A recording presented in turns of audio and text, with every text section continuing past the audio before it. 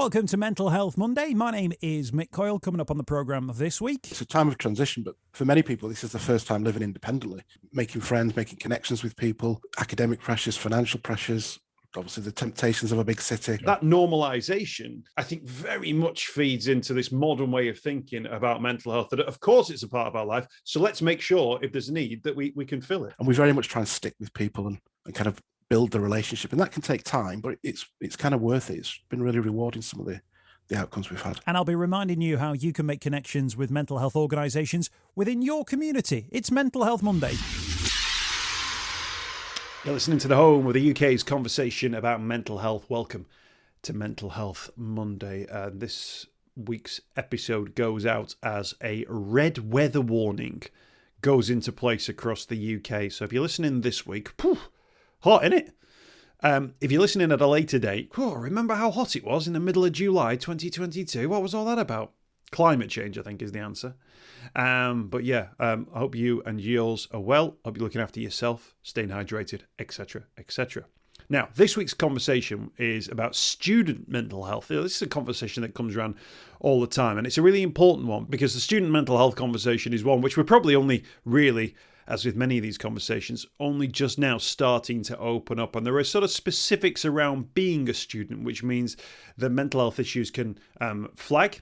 And of course, they can flag often in a place where you're not maybe registered with a GP, or you've not traditionally grown up knowing certain services that are around you. So really good to have now details of a new service which has been operating since September 2019 but has actually had some really, really positive impacts. We're talking about Greater Manchester's University Student Mental Health Services. Now, what these guys do is they operate across all the major universities in the Greater Manchester area. So you've got the Royal Northern College of Music, Manchester Metropolitan University, University of Manchester, University of Salford, University of Bolton. And those universities have their individual sort of wellbeing programs. But if a student is flagged as needing specific help and support, what that means is they're able to bring in these experts, these specialists from the Greater Manchester University Student Mental Health Services. Among them, our guest on the programme, Dr. Steve Eccles, who's one of their consultant clinical psychologists. And actually, Dr. Steve will tell us about how this is working, and actually about how if you're a student and you approach a university or are aware that your university has a wellbeing policy, they can send in the cavalry, if you like, and actually bring the experts to the student based on their needs. Now, check this out.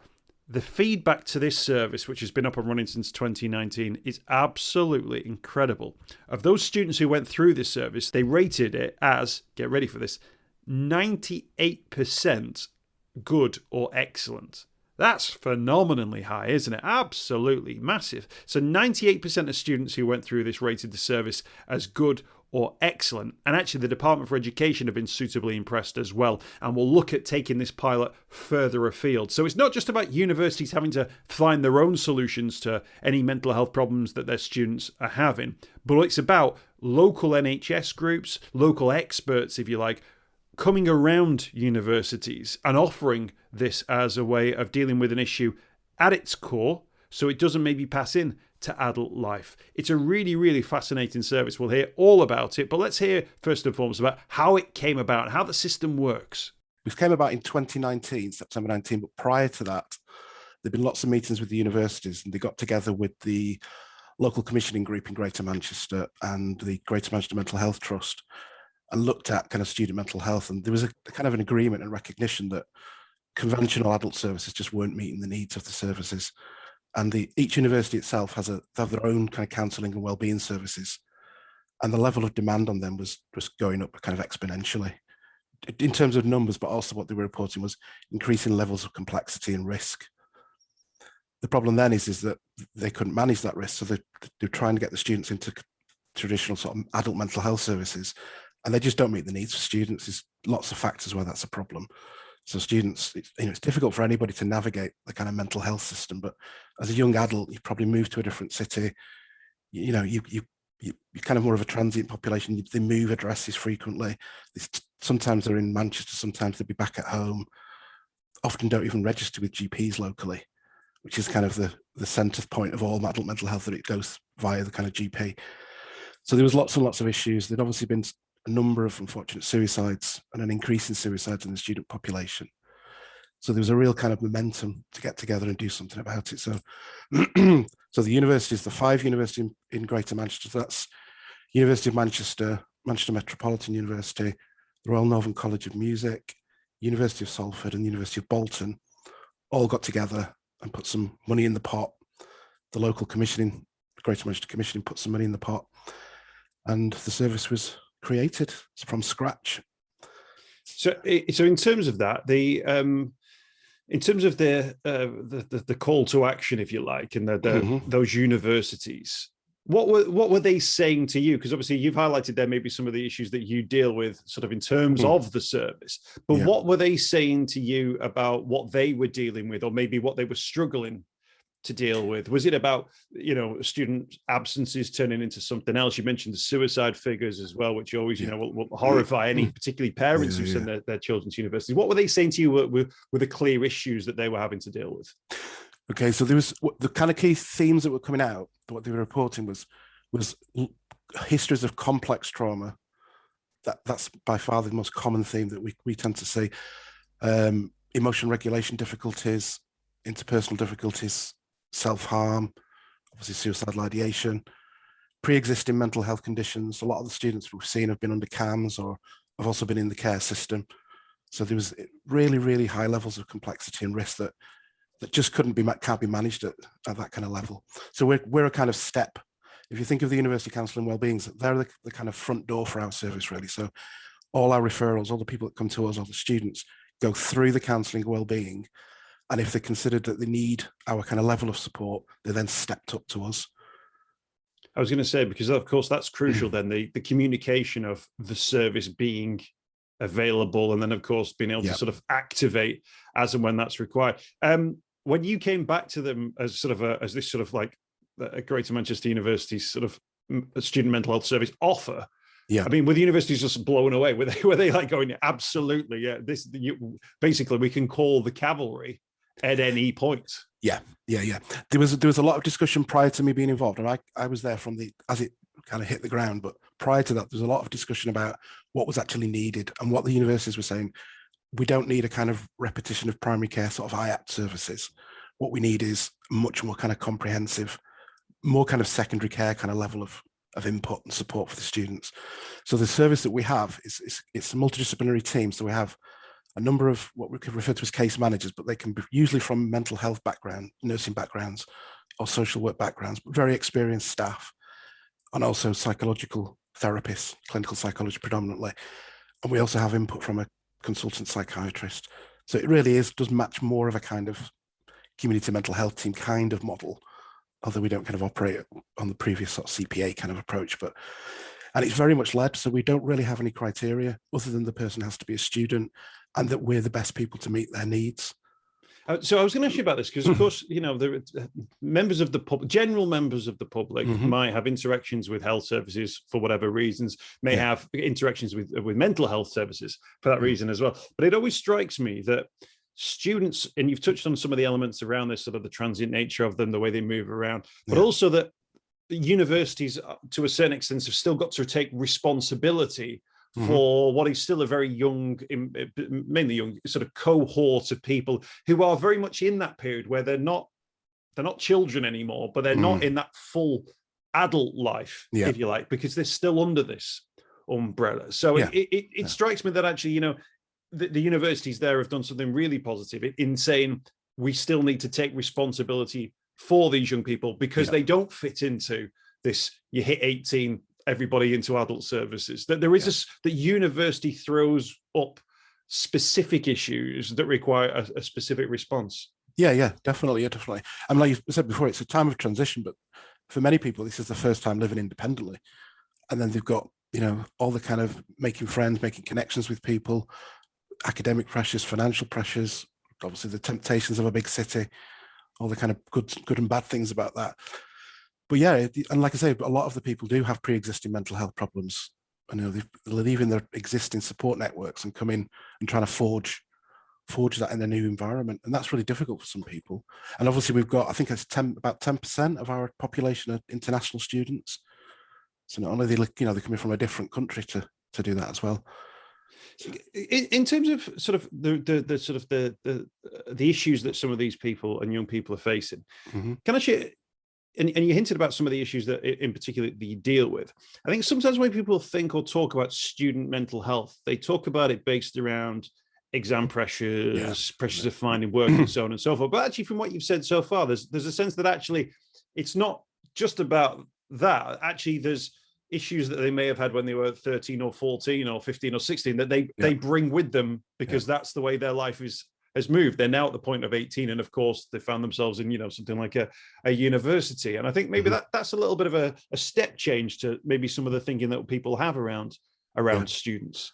I think that's a common misconception, that what we were dealing with, or what we would be dealing with, was kind of anxiety sort of things about academic work, that kind of stuff, and it really isn't that at all. I mean, obviously those people do present with those problems, but not to our service. They wouldn't get through.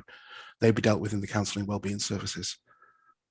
So we're really seeing the kind of top end, and I suppose because it's something like 1 in 2 young adults now go to university. Probably what we're seeing is representative of the wider population of not just the people who go to university.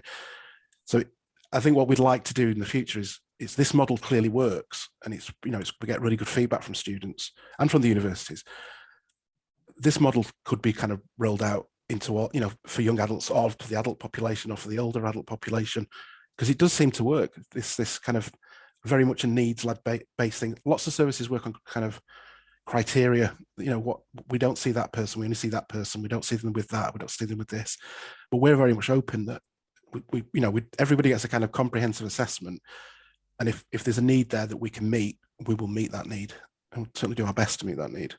I think that echoes previous conversations we've had on the program with services for young people in particular, and particularly those sort of open door services. NHS Merseycare have, for instance, the life rooms is a good example of this, where people can go through the door, and actually then the need is measured, and appropriate sort of advice can be taken as well. That speaks more of this much more modern way of thinking about our mental health, which is actually that it's part of almost everyday life, whereby if you are a student, here's where you can get a pound a pint. I don't think they do pound a pint anymore.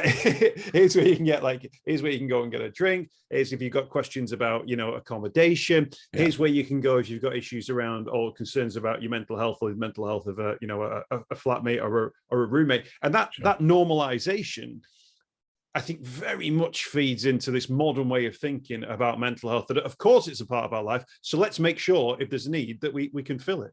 Yeah, I agree. It's very much about removing the stigma from it, isn't it? That the referrals we get to our services as well are quite skewed. So it's something like 2/3 of identify as female.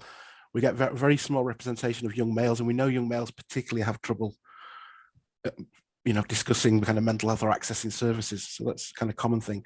We're kind of underrepresented by the BAME population as well. So in the future, what we're trying to work on is how do we kind of make ourselves more open to people and responsive to the needs of those people. We had some student evaluations, and one of the things they looked at was what would help young males access our service. So we're looking at that. The other thing we need to look at as well is the offer we have to neurodiverse students, so those students with autistic spectrum conditions and ADHD. So we're getting it's something like 12% of the referrals we get have a pre-existing diagnosis of one of those conditions. And it's a figure far higher than that, because we know a lot of the people we do see have undiagnosed neurodiverse conditions. Right, absolutely. And I guess that's about having a door that's open, but making sure enough people walk past that door and understand what's through the door. Yeah. So that they can make that connection. Just in terms of the numbers, just looking at the stats around this one, Dr. Steve, nearly 1,000 students through the door since launch in September 2019. And I mean, look at this, the feedback that's been received. So we talk about, people stepping through the door, service users, I think officially known as, but people, we're talking about people here. Yeah. Of those who rated the service as good or excellent, 98%. Yeah, it's quite standard, isn't it? I mean, like if you went, would 80% be a good figure? Probably a good fit. 4 out of 5 people think it's good. 98%, you're almost hitting at, at everybody thinks it's really good. So tell me, what are students saying to you about, or what feedback are they offering you about well, when I first made contact, I didn't think this was going to happen, or I didn't think this service was available. What sort of things did they say? I think they're quite surprised. I think those people who've had contact with either with CAMS or with other adult services, I think they're quite surprised that we are very much needs led. We really do listen. I think that's the key thing. I think what people would say is that, or the feedback is that we listen and we kind of respond. We work kind of collaboratively with them. We're also very proactive in how we engage with people. So we know that sometimes people don't access services or because of the mental health problems. So it may be because of the low mood, or they may feel they don't deserve access, they don't deserve support, or they maybe have interpersonal issues that maybe put strains on some relationships or relationships with services.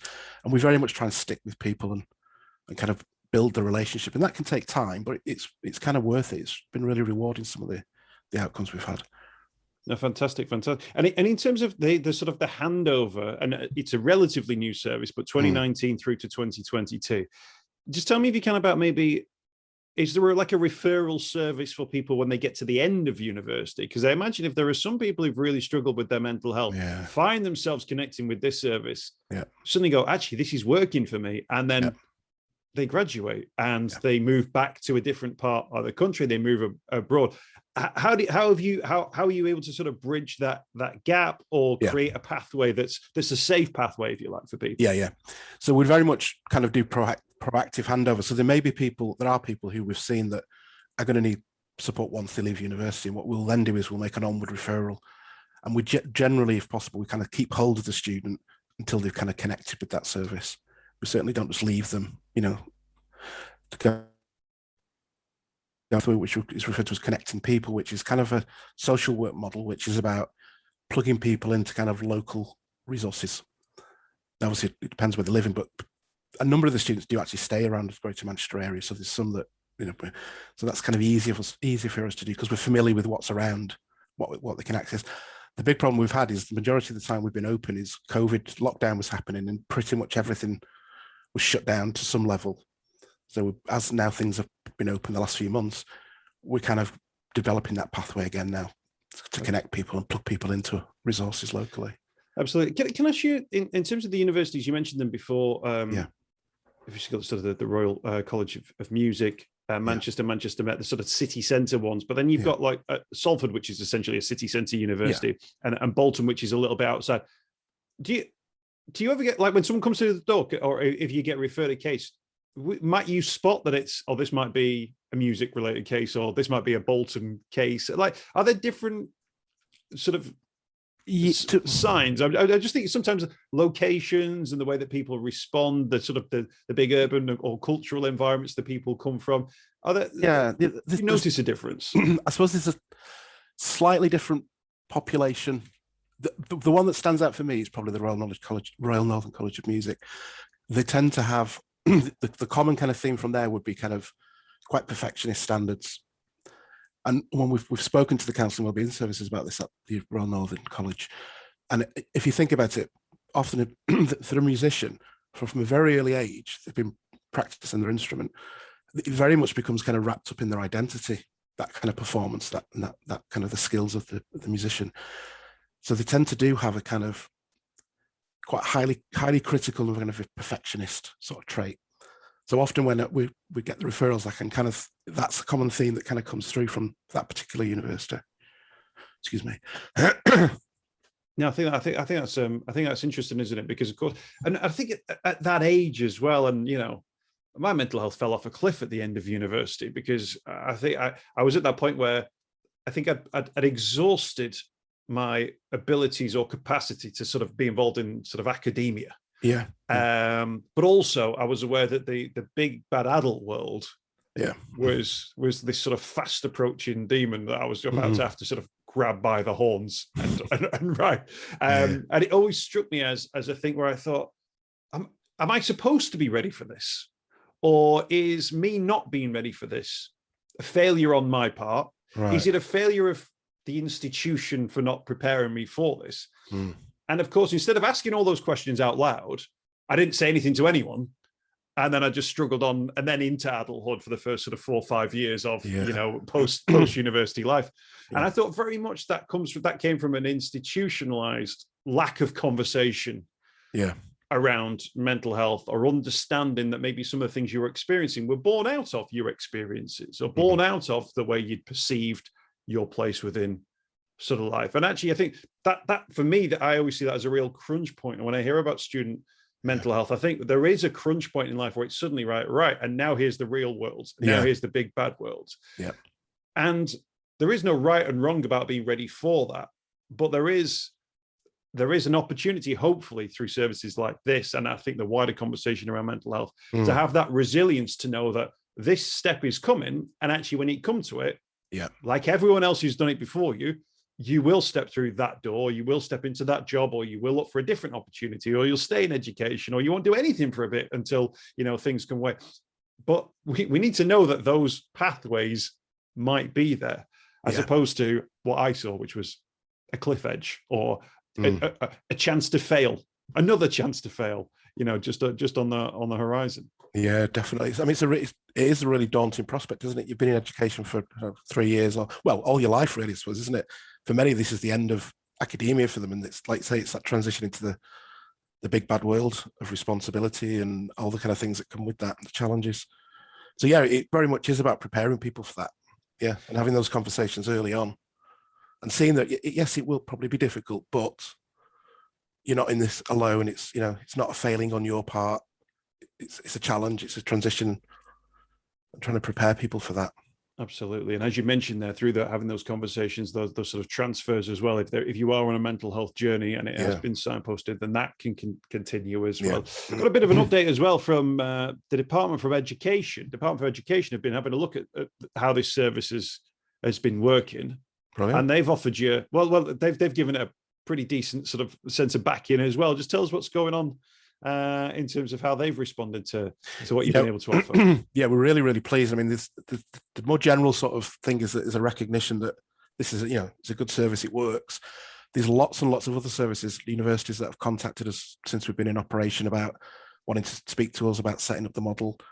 So the Department of Education, the Department of Health are really, really behind this, really see that it's a successful model, really. So we're really pleased about that. The thing we're most pleased about, I have to say, is the feedback we get from the universities and the students. So that's really high. And although it's a challenging role and it's difficult, it's really rewarding. It's so great to see. Every year we have the graduations, and we kind of get feedback that that with the support of our service, they've managed to do really well in the studies. That's the thing I think as a team we're probably the most pleased about and proud about. That's huge. And in terms of that, so if you've got the Department for Health and the Department for Education kind of going, okay, Dr. Steve, we like what you're doing here. Can it be replicated? Is the answer yes? Is it about sort of goodwill? Is it about getting people into a room? Is it about maybe local leads sort of flagging, this as a model? What are those steps that other organizations, maybe universities, can take to kind of go, well, actually, let's get these people. We've got the experts in the local area. Let's use them. It's having that conversation. It's getting the universities and the local NHS providers together, really, and having that conversation. As I said before, the service actually went live, there was lots and lots of meetings, and I was really struck. I was involved a little bit at the end of those meetings, how very different the cultures of the universities and the NHS is. So it takes a lot of kind of relationship building and mutual understanding to come together. So that's the real key thing. That is really important, that building the relationship before you go.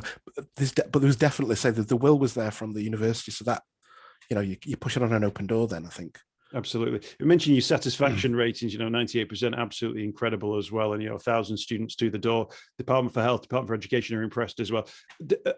Are universities actively sort of measuring the service in terms of student dropouts, or are there sort of measures that they have sort of charged you with sort of delivering for them, or is the 98% enough?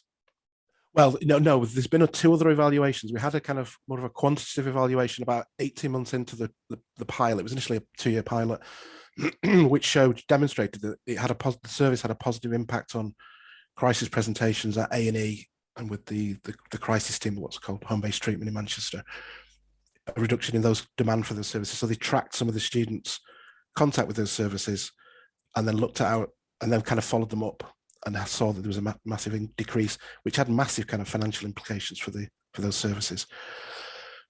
We also had more of a qualitative evaluation that was done by a number of student ambassadors, which they interviewed certain students who'd used the service to get feedback on what was working and obviously what wasn't working, and we kind of took on board those kind of things. Our next step is we've recently set up a university and NHS part of our team as well, kind of research and evaluation group. What we're going to do is we're going to go to the university and say, what would you like us to look at? What would be helpful for you to know from the data we've got and our experience of working with these students? What would you like to know? Can we get that information and can we feed that back? So things would be like, what impact does this have on staying in education, achieving a decent grade, that kind of stuff? Absolutely. And I know, just speaking to people actually from the University of Manchester sort of research teams, that mental health research and that data, can paint a really important picture about when services are working and of course how they can be replicated as well. And just in terms of the next sort of 3 years, if you like, you mentioned maybe some of the challenges of reaching students that you've maybe not connected with. Yeah, is that a big focus for the service now that you've had 1,000 students through the door? But let's get to 2,000, and let's make sure that 2,000 is reflective of the student population. Yeah, we really want to make ourselves that we're open, that we really have people see that they've got access to it, and really meet the needs of those young males and also the BAME population. I said before, the kind of people with neurodiverse conditions, making sure we can provide for them. We've also kind of recently evaluated the service. So there's just the last 6 months in terms of being a trauma-informed service. So we've very much got the principles of trauma-informed care, and we've really embedded them into the service as well. So that the service, for the benefit of the students, but also the benefit of the staff, that the staff and the students feel it's a safe, accessible environment to kind of come to. Absolutely. Obviously, day to day, you're very busy. But do you get a chance to sort of reflect on sort of the positivity and the journey that the service has been on in the last sort of 3 years? Yeah, we do actually. Yeah. The team manager is really good because he's really supportive of that. So we have regular kind of away days where we kind of look at things and take stock of where things are up to, what's worked, what's not working so well. We also have regular CPD slots. So we have kind of training slots on a monthly basis. We have a kind of hour and a half where we'll ask the team what do they like training on. So we have that. We also have, everybody has supervision, and we have team supervision as well. So there's lots of space for us to think about things. Obviously, we're very busy, but there is definitely space where we can think, where are we up to? And we're constantly reflecting on the journey, really. Yeah.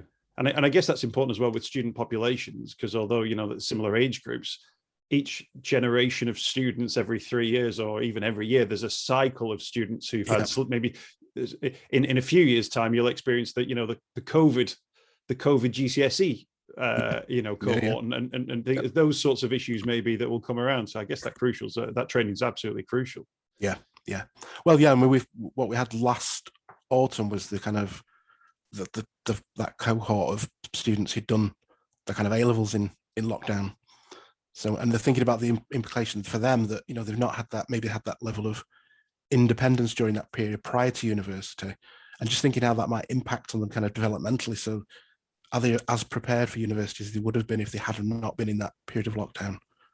Absolutely. Big questions, and but hopefully you're providing some big answers for people as well. If people want to find out more information about the Greater Manchester University Student Mental Health Services, some fantastic resources online, working through the Royal Northern College of Music, Manchester Metropolitan University, University of Manchester, University of Salford, and the University of Bolton as well. But students can connect directly with their wellbeing teams in university, and a referral system is then in place. Yeah. Brilliant stuff. Dr. Steve Eccles, consultant clinical psychologist. Thank you for your time. Thanks for speaking to us on Mental Health Monday. Thank you very much. I hope you've enjoyed this week's podcast. Thanks for checking out Mental Health Monday. My name is Mick Coyle. You can find me on Twitter at Mr. Mick Coyle. You can also find me, Mick Coyle, on Facebook as well. Don't forget, if you want to speak to somebody about your mental health, you can do so. The Samaritans, free to call on 116 123. You can find mental health services where you are. Just look for the Hub of Hope. Type in your postcode. It'll find those mental health services close to you. And for support in a crisis, you can text SHOUT to 85258. That's if you're experiencing a personal crisis, you're unable to cope and need support. Shout to 85258. That's a text line. Do get involved in those services. In an absolute emergency, always remember the number to call is 999. Thanks for downloading the podcast this week. We'll be back next week with more Mental Health Monday.